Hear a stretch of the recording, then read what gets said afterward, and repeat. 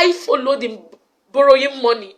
He asked me to borrow money. I borrowed money in my school. They are still there. The debt of the money I borrowed, I'm still paying it till date. Guys, hello people, welcome back to this YouTube channel KNG TV, where we do celebrity news and social media wahala.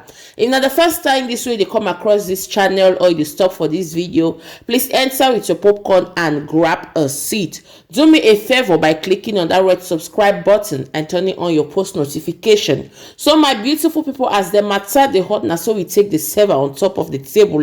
Social media the boom na boom right now, since where this information about say pastor take collect a member wife from got married to her. Now the wahala will take day on top. So my people, so the lady in question don't come out, can't tell her own side of the story, since where her ex-husband come out, can't say in pastor take collect him wife from Ramo and he go marry him. So my people, I go leave another video for here, make una watch and una listen wetin way this wife gets to talk. But before that, I beg you, no forget to subscribe, watch the video. If you take like and make it thumbs up, you write for comment section what you think about the video, you share the video with friends and family, you turn on post notification. I go see you for my next video. As of now, I'm out. Thank you for the support. May God bless you.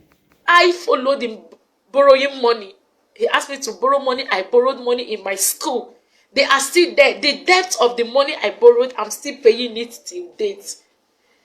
The money I borrowed is this pastor that is helping me now to foot those bills.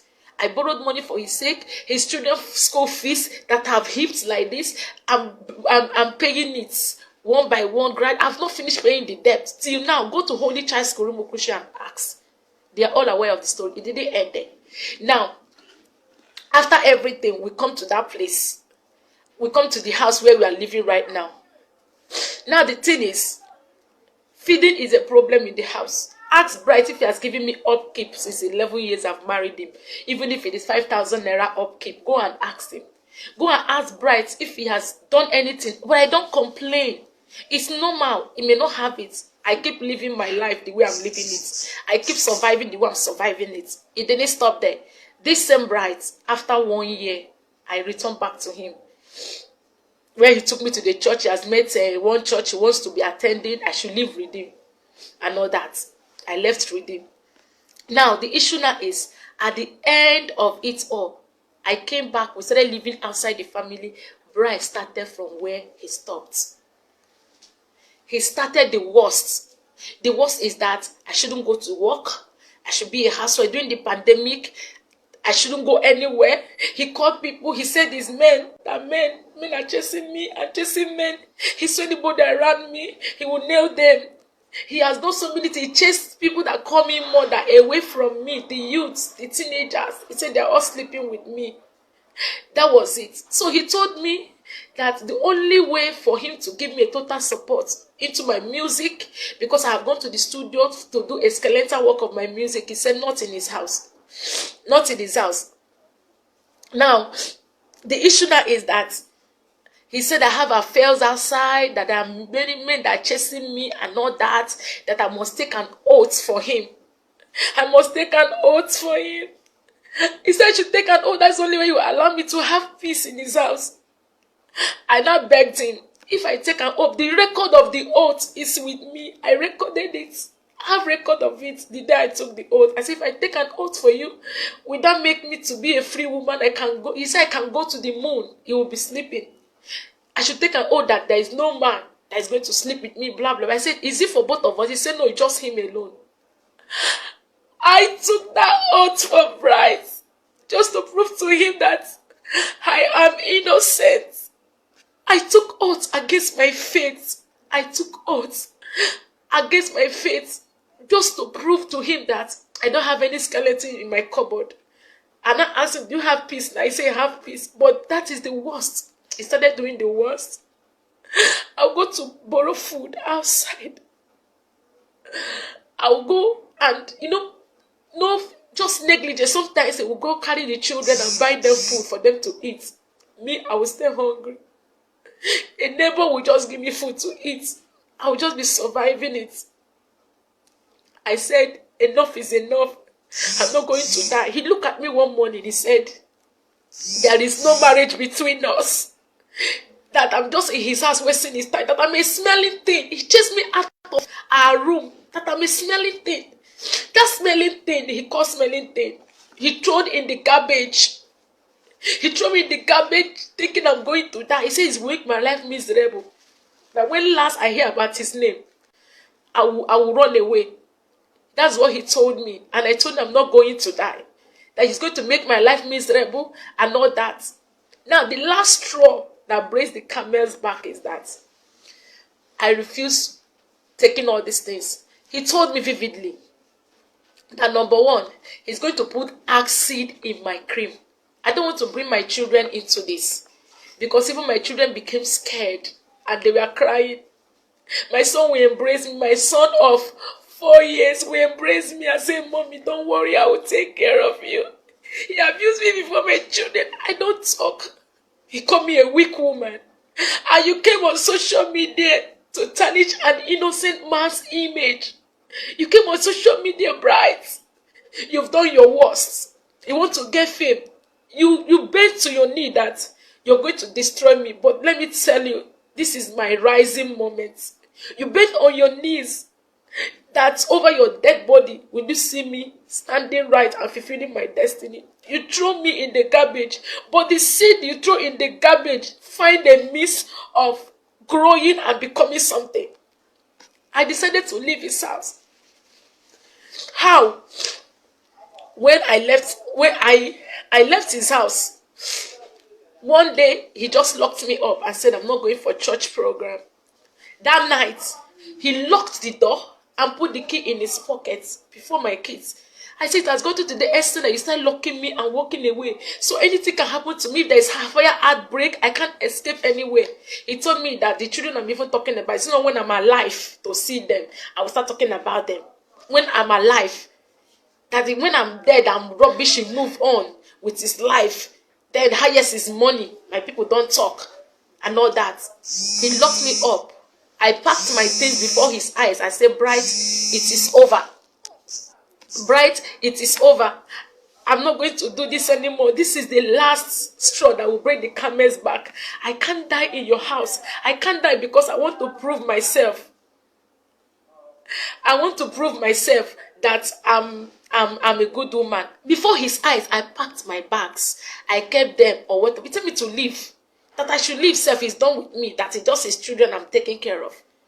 I packed my bag and I kept it. The next month, that night, I escaped by my children. My daughter went and looked for spare key. And my son, they hid the key and come and give me and say, Mommy, run away. Mommy, escape. That was how I left that house that night. That was how I escaped out of that trap. In the morning, we pack our things. I packed the things, called a taxi, packed the things to my mother's house. That was on the 28th of November last year. Pastor Moses Adeyo was not in the picture. I have nothing with him then. I went to my mother's house. Bright knew that I'm in my mother's house. Even that day as I was going, he saw me. Let's talk. Okay, can we see? I told him, I'm not. If you want us to talk, come to my mother's house. As he came to my mother's house, he saw me. I said, this is where we are. And this I want to be. I'm done. I picked up a Bible to renounce the oaths I took. He ran away. Immediately he saw me pick up a Bible. He left the house because he knew I want to renounce the oaths. I lured him one day in a restaurant. I have a record of it. The oath I renounced. I lured him, told my sister to follow me. I didn't tell my sister what I was going to do. Before I quickly bring up a Bible, I renounced the oath. I said, your oath is no longer binding me. I am a free woman. I can live my life. It's not working. Let's not kill ourselves. Go your way. Let me go my way. He said over his dead body. It was not enough. It was not enough. I left. I left to Lagos on the second week of December. The first week of December. That's when I left Lagos. I was struggling. I will have to squat with a friend. Because if I'm in Port Harcourt, Bright will ping me. Bright will trace me and will block my ways. That is his nature. He will always stop me on the road. I will cry, I'll be begging for rescue. I have to leave Port Harcourt so that I can have my peace. I went to Lagos. I started my life afresh. I started squatting and squatting. I got a mini job in Lagos. Nobody knew my story. I covered up. I started my life afresh. I started earning small money to be able to take care of myself. It didn't end there. That was how it happened. It was calling. I said it's over. Now, to make it official, I came from Lagos to Port Harcourt in April. He said I left his house in 7 months and I ran and lived with Pastor Moses Adeyo. I've been in Lagos all this while. I came in April to my village. I went to my people and told them what has been going on. They shouted. I've been going through all this. I refused telling them. They invited bride. The king of my community invited bride and his father. He called his father. His father refused answering him. His father did not respond because they all know the story. Bride came with his friend. They told him to go and bring his father. He didn't bring his father. We had an agreement. We went to my house. My uncles, my father, the people that gave me anti-marriage sat. And I held my view. I opened my mouth and told them what has been happening. They all lamented. Even the friend he came with was shocked that he didn't tell him to this extent. Brides, they asked me if it is true. He said, yes, what I said was true. They said, but you never come to tell us that our doctor is not with you. You just seal it up all this while. But he said he doesn't know where I am, that I ran out of his house without his notice. He has been begging. Now, they asked me what I want. I told them that the marriage is over. I'm no longer interested. I want to move on and live my life. I'm no more interested. I have tried. This is the 4th time now. I can't be running and be coming back. I can't be running and coming back. That was how they said, okay, since you've decided to marry, we will not force you. Bride, our daughter says she's no longer interested. Whatever you've paid, they brought out the ledger, the family ledger, where they put down anything that has been done or that has been paid, bride price. They checked it and they found out that brides did not pay bride price. And I can remember vividly, before I returned after the 1 year, my uncle called him and said, you've not paid, we'll check in the list. There was no specific money. Come and do it. He just ignored it that he has married. Because the dowry is what they're supposed to refund him. Not like the money they bought for drink and all that. They said, we don't have anything. We wanted to refund you the dowry. Look at it. There is no dowry, specific amount, whether it's 1 naira or what. That was it. Before you know it, they told him, we would have collected the children self, but because we love you, okay, go and take care of the children. Let our daughter live. And make sure you don't come after her. He pleaded that they should give him more time to plead. They said, okay, we'll give you 2 weeks. If you're able to talk to her after 2 weeks, she accepted, then you will come back. But if she didn't accept after 2 weeks, leave her alone. If you come after her, we'll come after you. I went back to Lagos. After the meeting. I wasn't with Pastor Moses Adeyo. Pastor Moses Adeyo is living in the church premises in World Bank Assembly. There are people there. I'm living in Lagos. I wasn't living with him. I went back to Lagos to continue my life. He do call me until I blocked him. I told him, don't disturb me again. There is nothing between us. I have moved on.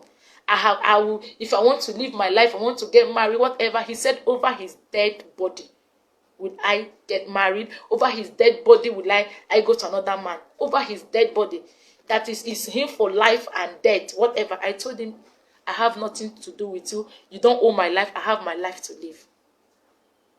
Before I came back 2 weeks ago. Even the day as I came back on Friday, he saw me on Sunday of it when he came to see the children in my mother's house. He saw me. I wasn't in Pastor Moses' house. He said he doesn't know where I am. He saw me.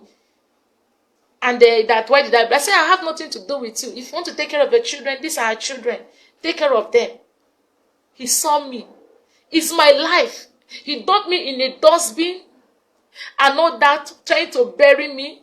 Another man picked me up and tried to give me a new life. And he just stand up to tarnish my image. He stood up to render another man, to render an innocent man's name useless.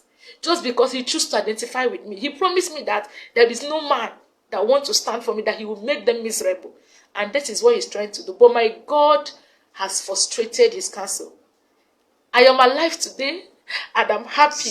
I don't want to ruin my happiness. But I pray that God will forgive you. I pray you find forgiveness before God, bright. I pray that God will forgive you for tarnishing a man of God's image. You choose to tarnish his image because I choose to live. You want to dump me in the ground, and I refuse.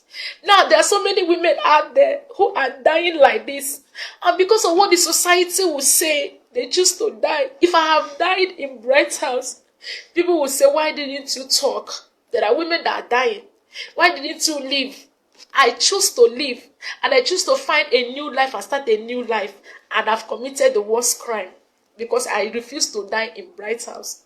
I refused to go through the same pain and torture. My children are going through so much emotional torture now because of his attitude and things he has done to them. But I don't want to put them in the picture. I didn't do this for you to believe me. I don't need your belief. I don't need your opinion. I don't need your support. But the same way you guys carry evil news to go viral in the social media, I want you to tell the world that I'm a woman that has strived to survive out of this storm for 11 good years. He knows 11 years of pain, 11 years of torture, 11 years of disgrace and humiliation, 11 years of pain, 11 years of crying at night. He will come back anytime, any day. I'll open the door for him. He will abuse me and call me a useless woman. All these things happen. Now, the thing is, I choose to marry. I have the right to marry whoever I want to. If I found